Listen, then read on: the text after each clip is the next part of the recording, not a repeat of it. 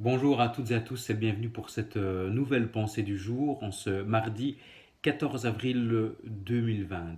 Alors je voudrais partager avec vous cette lecture que nous allons prendre dans Philippiens, donc dans le Nouveau Testament, l'épître de Paul aux Philippiens au chapitre 2 à partir du verset 25 jusqu'au verset 30. Dieu soit loué. J'ai estimé nécessaire de vous envoyer mon frère Épaphrodite, mon compagnon d'œuvre et de combat, par qui vous m'avez fait parvenir de quoi pourvoir à mes besoins, car il désirait vous voir tous, et il était fort en peine de ce que vous aviez appris sa maladie. Il était malade, en effet, et tout près de la mort, mais Dieu a eu pitié de lui, et non seulement de lui, mais aussi de moi, afin que je n'aie pas tristesse sur tristesse. Je l'ai donc envoyé avec d'autant plus d'empressement, afin que vous vous réjouissiez de le revoir, et que je sois moi-même moins triste. Recevez-le donc dans le Seigneur avec une joie entière, et honorez de tels hommes, car c'est pour l'œuvre de Christ qu'il a été près de la mort, ayant exposé sa vie, afin de suppléer à votre absence dans le service que vous me rendiez. Amen. Épaphrodite. Qui est donc cette personne? Peut-être que certains d'entre vous n'avaient jamais entendu parler d'Épaphrodite. On le mentionne dans cette partie-là. Mais qui était-il?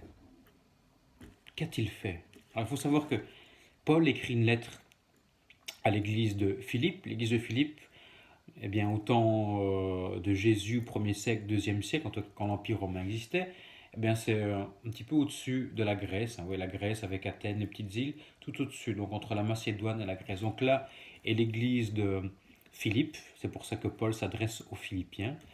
Et justement, Épaphrodite exerçait l'œuvre ministérielle au sein de cette église. Certains théologiens disent qu'il était le pasteur, d'autres disent qu'il était en tout cas un des évêques. C'est comme ça qu'on disait au 1er siècle, après Jésus-Christ. En tout cas, qu'il travaillait activement et pleinement pour servir Dieu dans cette église. Et Paul, lui, écrivait cette lettre où, à votre avis?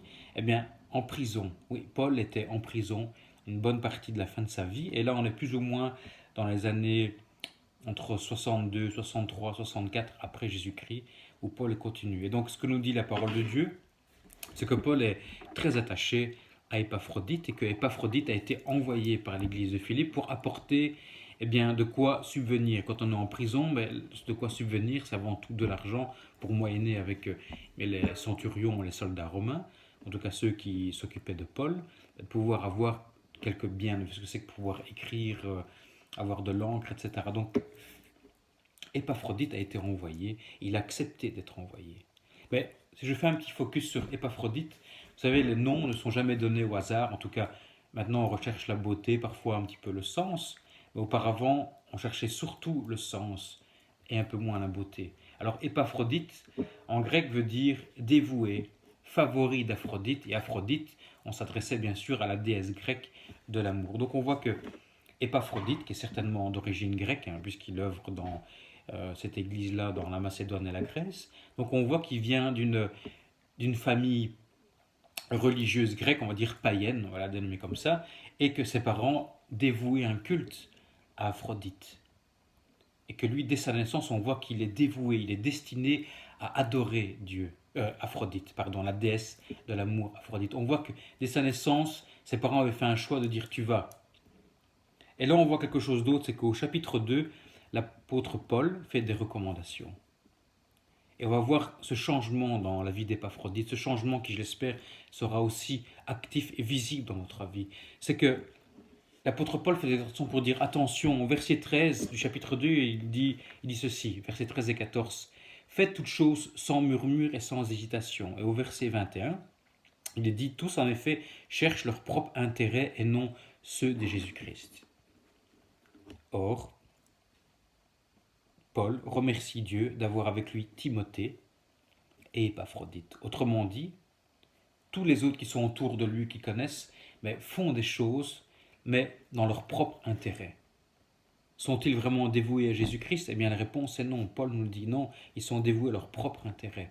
Mais Épaphrodite, lui, cet homme qui était dévoué, favori à Aphrodite, à la déesse de l'amour, aujourd'hui, transformé par la puissance de Jésus-Christ, transformé par Jésus-Christ, renouvelé en Jésus-Christ, Épaphrodite ne devient plus quelqu'un qui est dévoué, favori à Aphrodite, mais quelqu'un qui est dévoué à Jésus-Christ. Alléluia. C'est ça la véritable transformation. C'est ça être un véritable chrétien, un véritable disciple.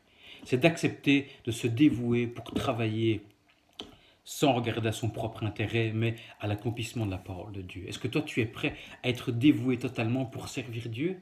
On voit ici qu'Épaphrodite était même jusqu'à être au bord de la mort parce qu'il était envoyé, il a été jusqu'à Rome. Il a attrapé une maladie et grâce à Dieu, il en a été guéri. Et puis il revient pour s'occuper de nouveau de l'église de Philippe. Quel dévouement! Il part. Des moyens de locomotion beaucoup plus rudes que maintenant. Il tombe malade et il n'abandonne pas Jésus-Christ. Autrement dit, il ne regarde pas en arrière. Chapitre 3, Philippiens, voilà ce que dit l'apôtre Paul. Oubliant ce qui est en arrière et me portant vers ce qui est en avant, je cours vers le but. Épaphrodite avait compris comme Timothée et comme l'apôtre Paul que le véritable but de celui qui aime Dieu, c'est de servir Jésus-Christ. Peu importe la situation, peu importe l'endroit où nous sommes, ne jamais regarder en arrière, mais toujours regarder à l'avant pour dire Seigneur, je cours vers le bon but.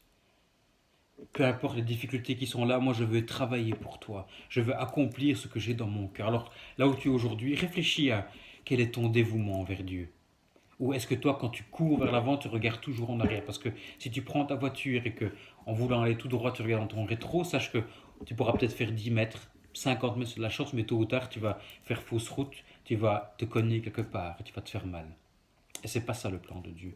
Courir en regardant devant, être dévoué et ne pas regarder son propre intérêt, mais regarder l'intérêt de Jésus-Christ, qui est d'aider son prochain, qui est d'aimer son prochain, qui est de pardonner son prochain, qui est d'annoncer le royaume des cieux, qui est de pouvoir apporter cette eau vive que les gens ont besoin, ce sel pour apporter du goût dans la vie des gens, cette lumière à travers la parole de Dieu pour éclairer les gens qui ne voient plus, qui ne comprennent plus ce qui se passe.